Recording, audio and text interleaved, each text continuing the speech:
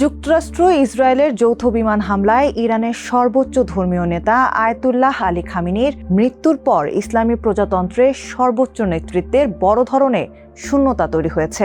কে হবেন পরবর্তী supreme leader তা নিয়ে শুরু হয় ব্যাপক জল্পনা কল্পনা। শেষ পর্যন্ত সেই জল্পনার অবসান ঘটিয়ে খামেনির ছেলে মোস্তফা খামেনিকে ইরানের নতুন সর্বোচ্চ নেতা হিসেবে নির্বাচিত করা হয়েছে।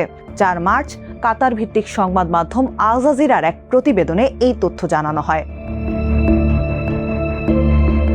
প্রতিবেদন অনুযায়ী ইরানের প্রভাবশালী সামরিক বাহিনী Islamic Revolutionary Guard Corps IRGC বা বিপ্লবী গার্ডের সরাসরি চাপের মুখে দেশটির অ্যাসেম্বলি অফ এক্সপার্টস মোস্তফাকে নতুন সুপ্রিম লিডার হিসেবে নির্বাচিত করেছে। 56 বছর বয়সী মোস্তফা ইরানের শাসন ব্যবস্থার অন্যতম প্রভাবশালী কিন্তু আড়ালে থাকা ব্যক্তিত্ব হিসেবে পরিচিত। 1969 সালে মাশহাদে তার জন্ম। তার বেড়ে ওঠা ইরানের শাহ মোহাম্মদ রেজা পাহলভির রাজতন্ত্র বিরোধী আন্দোলনের সময়। তখন তার বাবা আলী খামেনি ছিলেন একজন প্রভাবশালী ধর্মীয় নেতা এবং শাহের নিরাপত্তা বাহিনীর হাতে বহুবার গ্রেপ্তার ও নির্বাসনের শিকার হন। 1979 সালে ইসলামী বিপ্লবের পর দেশের রাজনৈতিক বাস্তবতা পাল্টে যায়। তখন মোস্তফা পরিবার সহ তেহরানে চলে আসেন। সেখানে তিনি এলিট আলাভি হাই স্কুলে পড়াশোনা করেন, যে প্রতিষ্ঠানটি শাসক গোষ্ঠীর ঘনিষ্ঠ ব্যক্তিত্ব তৈরির জন্য পরিচিত। পরবর্তীতে তিনি তেহরান ও কুমে ধর্মীয় শিক্ষা গ্রহণ করেন। রাষ্ট্রায়ত্ত সংবাদ মাধ্যম ইউএনআই এর তথ্য অনুযায়ী তিনি রক্ষণশীল আলেম আয়াতুল্লাহ মোহাম্মদ তাকি মেজবা ইজাহদি সহ কয়েকজন প্রভাবশালী ধর্মীয় নেতার অধীনে পড়াশোনা করেন। মোস্তফা একজন মধ্যম স্তরের আলেম, তবে তিনি আয়াতুল্লাহ নন। তা সত্ত্বেও দীর্ঘদিন ধরে সুপ্রিম লিডারের দপ্তরের আড়ালের একজন শক্তিশালী ব্যক্তিত্ব হিসেবে বিবেচিত হয়ে আসছেন তিনি। অনেক বিশ্লেষক তার ভূমিকাকে তুলনা করেন আহমেদ খোমেনির সঙ্গে, যিনি তার বাবা রুহুল্লাহ খোমেনির শাসনামলে প্রধান আস্থাভাজন ও গেটকিপার হিসেবে কাজ করেছিলেন। মোস্তফা খামেনির প্রভাবের একটি বড় কারণ হলো শক্তিশালী সামরিক বাহিনী আইআরজিসির সঙ্গে তার ঘনিষ্ঠ সম্পর্ক। ইরান ইরাক যুদ্ধের সময় হাবিব ব্যাটালিয়নে দায়িত্ব পালন করেছিলেন তিনি।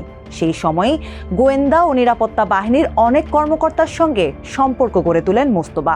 পরবর্তীতে এদের অনেকেই বাসিজ বাহিনী ও নিরাপত্তা কাঠামোর শীর্ষ পর্যায়ে উঠে আসেন। গত কয়েক বছরের রাজনৈতিক প্রতিদ্বন্দ্বী এবং বিদেশি সরকারগুলো মোস্তফার বিরুদ্ধে নির্বাচন প্রক্রিয়ায় প্রভাব খাটানো এবং নিরাপত্তা বাহিনীর মাধ্যমে দমনপীড়নের অভিযোগ তুলেছে। 2019 সালের যুক্তরাষ্ট্র তার বিরুদ্ধে নিষেধাজ্ঞা আরোপ করে। তখন মার্কিন ট্রেজারি জানায় আলী খামেনি তার কিছু ক্ষমতা ছেলের কাছে অর্পণ করেছিল।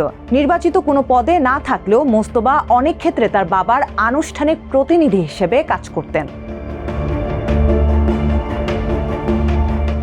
মোস্তফার সুপ্রিম লিডার হওয়া সহজ ছিল না, কারণ ইরানের সংবিধান অনুযায়ী সর্বোচ্চ নেতা হতে একজনকে উচ্চ পদস্থ ধর্মীয় আলেম হতে হবে ও স্বীকৃত ধর্মীয় কৃতিত্ব এবং রাজনৈতিক সক্ষমতা থাকতে হবে।